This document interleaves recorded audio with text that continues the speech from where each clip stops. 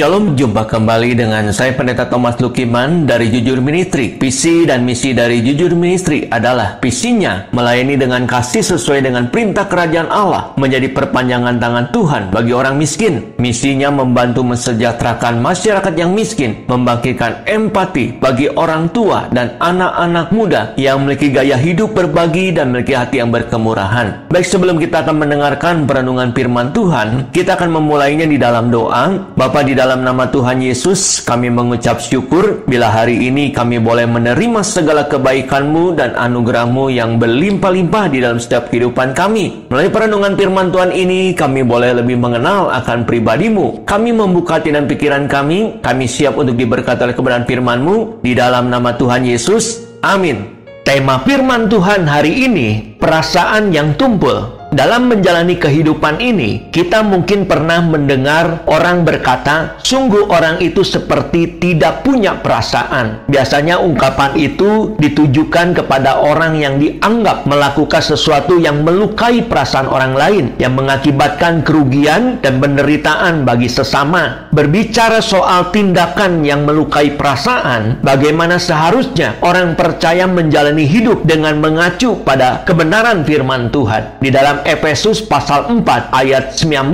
perasaan mereka telah tumpul sehingga mereka menyerahkan diri kepada hawa nafsu dan dengan serakah mengerjakan segala macam perbuatan cemar. Nas renungan hari ini menyebutkan adanya perasaan manusia yang tumpul yang ditunjukkan oleh mereka yang hidup tidak mengenal Allah. Tanda dari perasaan yang tumpul itu yaitu mereka akan menyerahkan diri kepada hawa nafsu. Apapun yang mereka kerjakan, fokusnya hanya untuk memenuhi hawa nafsu yang tentu bertentangan dengan firman Allah. Mereka mengerjakan segala macam bentuk kecemaran hidup dengan serakah, bisa diartikan di luar batas kewajaran. Mampukah kita selaku orang percaya menjauhkan diri dari keadaan ini sebagai tanda bahwa kita tidak mengalami perasaan yang tumpul? Tentu saja bisa ketika kita dapat menerapkan 3 perkara ini: belajar mengenal Kristus, dibaharui dalam roh dan pikiran, serta belajar hidup sebagai manusia baru. Mari adakan evaluasi singkat dengan menanyakan 2 perkara ini. Apakah hidup saya sedang dikuasai hawa nafsu? Apakah saya sedang mengerjakan kecemaran hidup? Jika ya, ini waktunya untuk berbenah diri dan berubah. Allah menebus kita bukan untuk menjalani hidup dengan dikuasai hawa nafsu dan kecemaran. Perasaan yang tumpul diibaratkan seperti 2 botol berisi air diletakkan di atas meja. Tampak jernih air dalam kedua botol tersebut. Kemudian datang seorang anak kecil memainkannya. Kedua botol dipegangnya lalu dikocok-kocok. Air dari botol yang satu tetap jernih, tetapi air dari botol yang lainnya menjadi keruh. Saat botol dikocok, baru kotoran itu naik. Diri kita juga seperti air dalam botol, tampaknya jernih, baik-baik saja sikap dan perbuatan kita. Waspadalah, bisa ada endapan di dasarnya. Dasarnya ialah gambaran dari hati. Dalam hati bisa tersimpan karakter buruk seperti iri, kesombongan, amarah, dan kepahitan. Di dalam Amsal pasal 4 ayat 23, jagalah hatimu dengan segala kewaspadaan, karena dari situlah terpancar kehidupan. Alkitab mencontohkan pengalaman Absalom. Di dasar hati Absalom mengendap amarah sebab Tamar adiknya diperkosa oleh Amnon, saudara tirinya. Saat dilihat Absalom tampaknya jernih, tidaklah ia mencaci Amnon atau mengadukan Amnon kepada Raja Daud supaya dihukum seberat-beratnya. Goncangan tidak terhindarkan. Hari demi hari diri Absalom terkocok. Amarah yang mengendap di dasar hatinya perlahan naik. Sesudah 2 tahun pada diri Absalom mulai terlihat. Pada perjamuan pengguntingan bulu domba yang diadakannya bagi para anak raja, Absalom memberi perintah kepada orang-orangnya untuk memarang Amnon sehingga mati. Jangan biarkan ada endapan di dasar hati kita. Berbekal kekuatan dari Tuhan, mari buang segala kotoran, setiap karakter buruk yang masih melekat di dalam hati. Jadi apabila dikocok, kita dapat tetap jernih, diri kita tetap murni di hadapan Tuhan, walaupun nantinya kita diterpa kesusahan atau dihantam kekecewaan. Jangan kita biarkan satupun karakter buruk yang berpotensi mengontaminasi kemurnian hati kita tinggal mengendap di dasar hati kita. Ada juga orang yang tadinya menjalani hidupnya sederhana dan rendah hati, tapi di kemudian hari hatinya berubah menjadi sombong setelah ia mendapat kehidupan yang lebih baik. Ada juga orang yang tadinya kurang percaya diri dan merasa lemah, tetapi siapa sangka ia bisa menjadi seorang diktator yang kejam ketika berkuasa. Seperti itulah hati manusia, gampang berubah. Bisa jadi perubahan hatinya itu menjadi petunjuk bahwa ia tidak rela kehilangan rasa nyaman maupun kekuasaan yang didapatnya selama ini. Betapa cepatnya hati manusia itu berubah. Contoh di dalam Alkitab adalah Raja Saul. Di dalam 1 Samuel pasal 13 ayat 14, tetapi sekarang kerajaanmu tidak akan tetap. Tuhan telah memilih seorang yang berkenan di hatinya, dan Tuhan telah menunjuk dia menjadi raja atas umatnya, karena engkau tidak mengikuti apa yang diperintahkan Tuhan kepadamu. Raja Saul adalah pribadi yang begitu rendah diri, tetapi ketika Tuhan menunjuknya menjadi raja atas bangsa Israel, sejatinya Raja Saul adalah orang yang diurapi Tuhan dengan janji pengokohan kerajaan Israel. Awalnya Saul memang seorang yang taat dan rendah hati, namun ia lupa bahwa hati itu gampang berubah. Itu terjadi ketika ia tidak sabar menanti kedatangan Samuel dengan lancang mempersembahkan korban bakaran yang bukan menjadi tugasnya. Raja Saul begitu angkuh, ia menjadikan kedudukannya menjadi alasan bahwa ia bisa berbuat apa saja, termasuk mengambil tugas keimaman. Sikapnya yang tidak sabar, angkuh, dan tidak taat dinilai oleh Tuhan sebagai penolakan kepada Tuhan. Raja Saul pun harus menerima konsekuensi, ditolak sebagai raja